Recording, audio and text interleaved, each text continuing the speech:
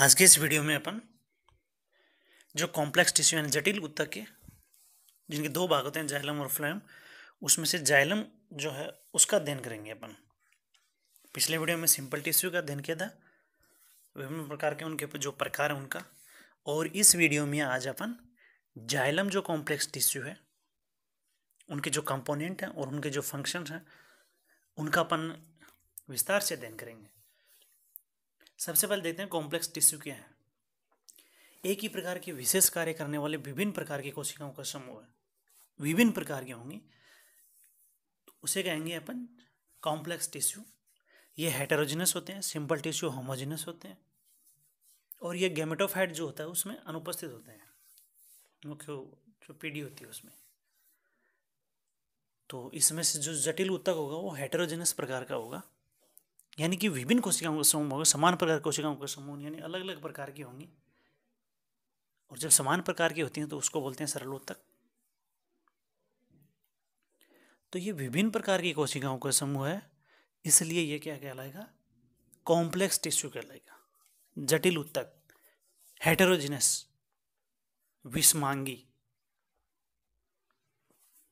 इसका अर्थ ये हुआ कि इनमें जो कोशिकाओं का समूह है वो अलग अलग प्रकार का है, एक प्रकार का नहीं है, इसलिए ये जटिल ऊतक या कॉम्प्लेक्स टिश्यू कहलाएगा। और इसकी प्रकृति यानी कि विषमांगी प्रकार की होगी। विषमांगी का मतलब समांगी यानी कि जो सिंपल टिश्यू जैसे था होमोजेनस, वैसे ही कॉम्प्लेक्स टिश्यू क्या हो गया? हेटेरोजेनस हो गया। कॉम्प्लेक्स टिश्यू दो प्रकार के होते हैं, टू टाइप्स। इनका जो वर्गीकरण किया गया है वो टू टाइप्स यानी कि जाइलम और फ्लोएम। इस वीडियो में अपन जो जाइलम समूह है उसके जो विभिन्न कंपोनेंट हैं, घटक हैं, उनका अध्ययन करेंगे। साथ ही प्लांट के अंदर जाइलम का जो कार्य किया होता है उसके बारे में अपन चर्चा करेंगे। तो सबसे पहले देखते हैं कि जाइलम है क्या। जाइलम शब्द नागेली द्वारा दिया गया, साइंटिस्ट वैज्ञानिक। यह पादपों में क्या काम करता है कि पानी और खनिज के परिवहन का कार्य करता है। मिनरल्स और जो वाटर का ट्रांसपोर्टेशन है उसका जो काम है वो जाइलम के द्वारा। यह फ्लोएम के साथ मिलकर वेस्कुलर बंडल का निर्माण करता है। जो वेस्कुलर बंडल होते हैं उसमें जाइलम और फ्लोएम दोनों होते हैं। इसमें दोनों पेरेनकाइमस यानी कि पेरेनकाइमा भी होगा और कोलेनकाइमा, दोनों प्रकार के ऊतक होंगे। तो ये जल, खनिज और जो जल होते हैं उनके परिवहन का कार्य करता है। अब इसे घटक कौन से यानी कि जाइलम ऊतक किससे मिलकर बनता है? चार घटक हैं, वाहिनिकाएं, वाहिकाएं, जाइलम फाइबर्स और जाइलम पेरेनकाइमा। इनका अपन कर एक एक करके अध्ययन करेंगे। ट्रैकिड, वेजल या वैसाल, जाइलम फाइबर्स और जाइलम पेरेनकाइमा। ये जो चार घटक हैं जिनसे मिलकर सामूहिक रूप से जाइलम जो टिश्यू है उसका निर्माण होता है। तो ये जो चारों घटक हैं इनका अपन अलग अलग अध्ययन करेंगे कि ये किसकी, इनकी संरचना कैसे होती है और इनका जाइलम ऊतक में हर का क्या कार्य होता है अलग अलग। तो उसका जो अपन है, सभी जो घटक हैं चार, वाहिनिकाएं, दूसरा जो घटक है वाहिकाएं, पहला घटक वाहिनिकाएं, दूसरा वाहिकाएं, तीसरा हो गया अपना जाइलम तंतु, और चौथा हो गया अपना जाइलम पेरेनकाइमा। इसमें एक पेरेनकाइमा शब्द आया इसमें, यानी पेरेनकाइमेटस टाइप का इस टिश्यू है। सबसे पहले देखते हैं अपन ट्रैकिड, वाहिनिकाएं। वाहिनिकाएं पानी के परिवहन में मदद करती हैं, ट्रांसपोर्टेशन में, यांत्रिक सहारा प्रदान करती हैं, लकड़ी का निर्माण भी करती हैं। ये इनकी संरचना कैसे होती है? लंबी होती है, संकीर्ण इसकी जो गुहा होती है, न्यूक्लियर सिरे होती हैं इसकी, और इनकी सेल वॉल में लिग्निन का थिकनिंग यानी कि जमाव होता है। कोशिका भित्ति में जो स्थूलन अलग अलग प्रकार का हो सकता है। और ये जो वाहिनिकाएं हैं वो टेरिडोफाइटा, जिम्नोस्पर्म और एंजियोस्पर्म में पाई जाती हैं। ट्रैकिड एक दूसरे के ऊपर जुड़कर लंबी पंक्ति बनाते हैं परंतु आपस में क्रॉस भित्ति द्वारा अलग अलग रहते हैं। एक के ऊपर एक पाइप संरचना जो बन जाएगी, यानी कि एक दूसरे के ऊपर लंबी पंक्ति बनाते हैं। और इसका जो मुख्य कार्य क्या होता है, वो होता है पानी का परिवहन, ट्रांसपोर्टेशन जो होता है वाटर प्लांट के अंदर, वो ट्रैकेड का। दूसरा जो अपना घटक है वेसल, जो वेसल्स हैं वो क्या करती हैं, जो वाहिकाएं हैं वेसल्स, ये लंबी चौड़ी होती हैं सिरे वाली। इनकी लूमेन यानी कि अवकाशिका वाली बेलनाकार तत्व है। ये पानी के सेवन में एक पाइपलाइन की तरह कार्य करती हैं। इनकी कोशिका भित्ति पर भी वही लिग्निन का जमा होता है, यानी अलग अलग प्रकार से हो सकता है। इनमें कई बॉर्डर पिट पाए जाते हैं।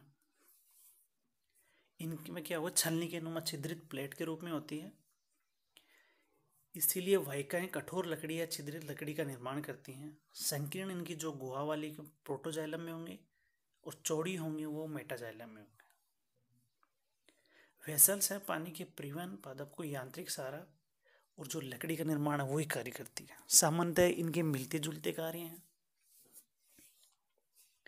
ट्रैकिड से। तो ये जो वही मुख्य जो इसका काम वही हो गया। और इनमें क्या होगा, छिद्रित होंगे, छिद्रित प्रकार से। आमतौर पर जो वेसल्स होती हैं सभी एंजियोस्पर्म में पाई जाती हैं। वेरी इंपॉर्टेंट पॉइंट है ये, कि सभी जो एंजियोस्पर्म होंगे उनमें होगा, लेकिन विंटेरेसी, टेट्रासेंड्रेसी और ट्रोकोडेंड्रेसी जो होते हैं, यानी कि विंटेरेसी, टेट्रासेंड्रेसी और जो ट्रोकोडेंड्रेसी कुल में जो फैमिली होती है उनमें नहीं पाए जाते।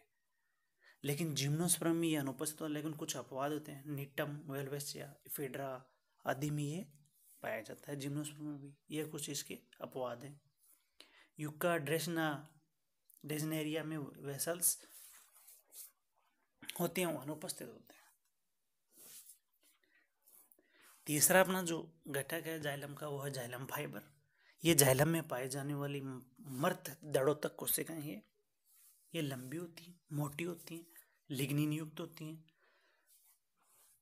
यानी कि सेल वॉल पर लिग्निन होते हैं, नुक्लेयर सिरे होते हैं।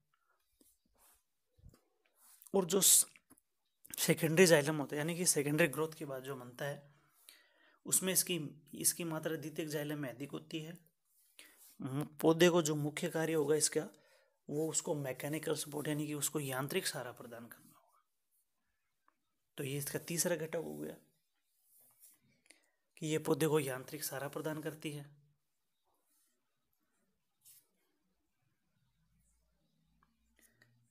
इसके अलावा जो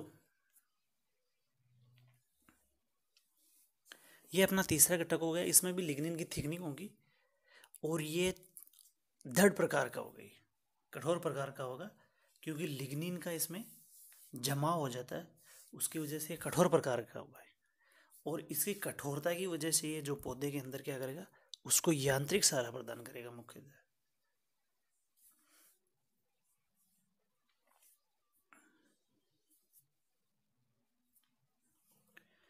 तो जो मुख्य यांत्रिक सहारा जो प्रदान करने वाला जो घटक है जाइलम का, वो है जाइलम तंतु। चौथा घटक है अपना जाइलम पेरेन्काइमा। यह जाइलम का जीवित घटक है एकमात्र। ये मेरुदूत की पतली कोशिका भित्ति वाली अंडाकार या लंबी कोशिकाएं होती हैं, जो प्राथमिक और द्वितीयक जाइलम में पाई जाती हैं। मुख्य रूप से इसमें स्टार्च और वसा का संग्रहण होता है। मज्जा पिथरेज होती है, उनका गठन करता है, जो पानी को उसके परिधीय भागों में रेडियल रूट में कंडक्शन करता है उनका। जितने भी जो चार घटक हैं, tracheid, vessels, xylem fibro, xylem parenchyma में से केवल जाइलम पेरेन्काइमा वही जीवित है, बाकी सभी मृत हैं। वो बाकी के सभी जो होंगे वो मृत प्रकार के जो घटक हैं, केवल जाइलम पेरेन्काइमा होता है, उसकी सेल्स वो जीवित होती है। ये एक इसमें मुख्य ध्यान देने वाली बात है, क्योंकि जो पेरेन्काइमेटस जो टिश्यू होते हैं वो लिविंग प्रकार के ही होते हैं। अब देखते हैं कि जाइलम पादप के अंदर काम क्या करता है,